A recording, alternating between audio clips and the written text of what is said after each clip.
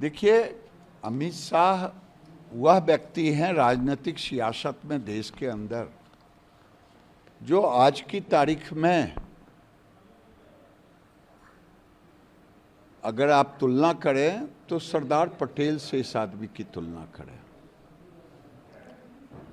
आप तुलना करना हो तो ये देश के ऐसे व्यक्ति हैं। आज बिहार में अमित शाह का प्रोग्राम हो रहा है, विपक्ष में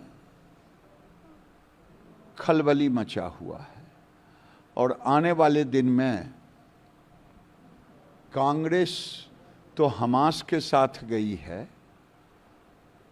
देश के सामने दो ही रास्ता है, या तो जो लोग कांग्रेस और एनडी गवर्नमेंट को वोट देना चाहते हैं, एनडी गठबंधन को, वो आतंकवादी हमास के समर्थन देने वालों के साथ होंगे।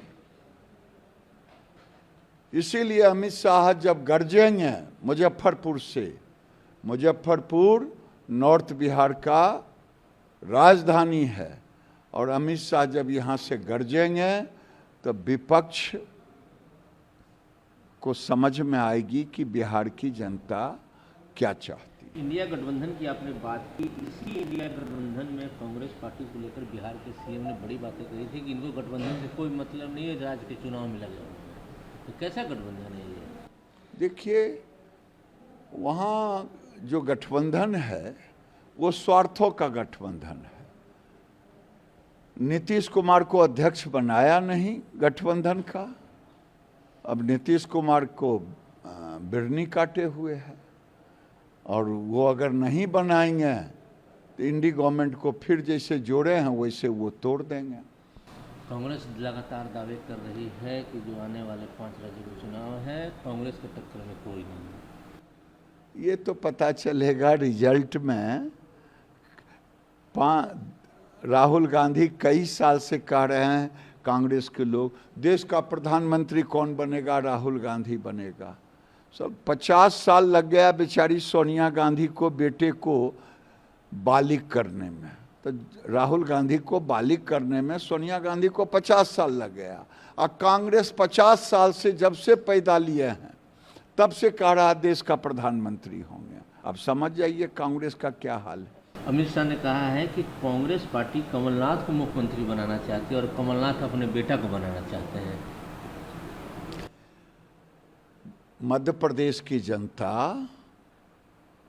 कांग्रेस को सबक सिखाएगी, इसलिए कमलनाथ भी झाल बजाएंगे, बेटा तो झाल बजाना ही है। अशोक गहलोत तो बोलते हैं बीजेपी है ही नहीं है राजस्थान में, जीरो। उनको कहाँ से दिखाई देगा, क्योंकि उनको कोई देख ही नहीं रहा है राजस्थान में अशोक गहलोत को, इसीलिए उनको कुछ दिखाई नहीं दे रहा। वहाँ तो बीजेपी की सरकार बननी है, तय है। जैसे सूरज का उगना पूरब में तय है, वैसे ही राजस्थान, मध्य प्रदेश, छत्तीसगढ़ में भारतीय जनता पार्टी की सरकार बननी तय है। प्रधानमंत्री रतलाम में थे कल, उन्होंने कहा है कि कांग्रेस पार्टी केवल फॉल्स प्रॉमिस करती है। नहीं करती है। देखिए, मध्य प्रदेश में कमलनाथ बने, किसानों को यह दूंगा, ये छत्तीसगढ़ में भूपेश बघेल, ये राजस्थान में गहलोत, जो वादा किया पूरा किया। ये वादों की सरकार है, झूठों की सरकार है। एक बीजेपी के लीडर हैं रतन दुबे, छत्तीसगढ़ में प्रचार करने जा रहे थे, उन पर नक्सली लोगों ने हमला किया। लॉ एंड ऑर्डर को क्या कहेंगे छत्तीसगढ़? मैं तो छत्तीसगढ़ का दौरा जब कर रहा था उसी समय कहा था कि भूपेश बघेल धर्मांतरण के साथ खड़ा है और उग्रवादियों के साथ खड़ा है। धर्मांतरण और उग्रवाद ही छत्तीसगढ़ का भूपेश बघेल को नैया पार लगाने के लिए उसी का सहारा लिया है, और छत्तीसगढ़ की जनता सबक सिखाई। अंतिम सवाल है, बिहार के मुख्यमंत्री बार बार आपकी पार्टी पे यह आरोप लगाते हैं बिना नाम लिए कि आप लोग हिंदू मुस्लिम करते हैं, बांटना चाहते हैं। देखिए, नरेंद्र मोदी हिंदू मुस्लिम नहीं और बिहार में बीजेपी भी हिंदू मुस्लिम नहीं करते, लेकिन नीतीश कुमार और यहाँ की गठबंधन की महागठबंधन की सरकार ये अपना मुसलमानों को वोट बैंक और नैया पार लगाने का मान लिया है कि यही मेरा नैया पार लगाएगा। हम मुसलमान के विरोधी नहीं हैं, लेकिन हम तुष्टीकरण की राजनीति नहीं करते। हम सरकार चलाएंगे अगर पीआईएफ ये people front of India PFI Phulwari में तो एनआईए ने उजागर कर दिया देश के सामने कि ये गजवाए हिंद बनाना चाहता है, लेकिन आज भी बिहार के कई जिलों में पीएफआई का खेल चल रहा है और नीतीश की सरकार उसके संरक्षण में खड़ा है। ये महागठबंधन की सरकार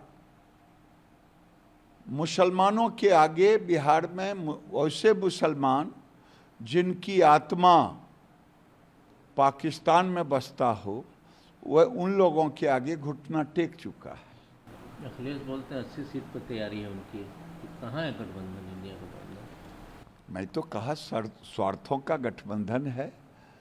स्वार्थों के गठबंधन में अगर स्वार्थ का गठबंधन नहीं होता तो आज असेंबली के चुनाव में सभी जगह तार तार है। ये फिर जमा होंगे मोदी जी को हराने के लिए और देश की जनता खड़ी होगी मोदी जी को जिताने के लिए। एक सवाल जो बहुत इम्पोर्टेंट है, कल उन्होंने घोषणा की है पीएम ने कि अगले 5 साल तक फिर गरीबों को अनाज मिलेगा। देखिए, आज 13.5 करोड़ गरीब गरीबी रेखा से ऊपर उठे।